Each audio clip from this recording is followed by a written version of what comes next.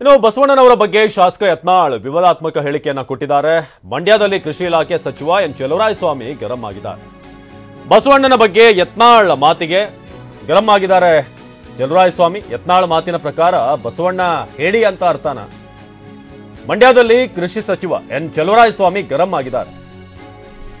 ಜಗಜ್ಯೋತಿ ಬಸವಣ್ಣನವರು ನದಿಗೆ ಹಾರಿದ್ರು ಅಂದ್ರೆ ಏನರ್ಥ, ಯಾವ ಒಂದು ಅರ್ಥದಲ್ಲಿ ಯತ್ನಾಳ್ ಈ ಸ್ಟೇಟ್ಮೆಂಟ್ ಅನ್ನ ಕೊಟ್ಟಿದ್ದಾರೆ.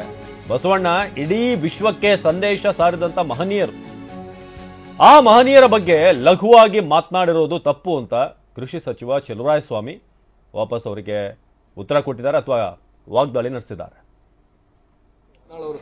ವಿರುದ್ಧ ಹೋರಾಟ ಬೇಡ, ಬಸವಣ್ಣವರು ಕೂಡ ಅವಹೇಳನ ಮಾಡಿದ್ರು ಸರ್. ಬಸವಣ್ಣವ್ರ ರೀತಿ ಎದುರ್ಕೊಂಡ್ರೆ ಬಸವಣ್ಣವ್ರು ಎದುರ್ಕೊಂಡು ನದಿಗಾರದು ಆ ರೀತಿ ನಾವು ಮಾಡಬೇಕಾಗತ್ತೆ ಅನ್ನೋದು ಕೂಡ ಇದೆ. ಅವರು ಮಾತನಾಡೋನಾಗ ಬಸವಣ್ಣವ್ರನ್ನ ಹೋಲ್ಸೋದು, ಬಸವಣ್ಣವ್ರ ಹಂಗಾರೆ ಹೇಳಿ ಅಂತ ಅನ್ನೋ ರೀತಿಲಿ ಹೇಳೋರು. ನದಿಗಾರದ್ರು ಅಂದರೆ ಏನರ್ಥ?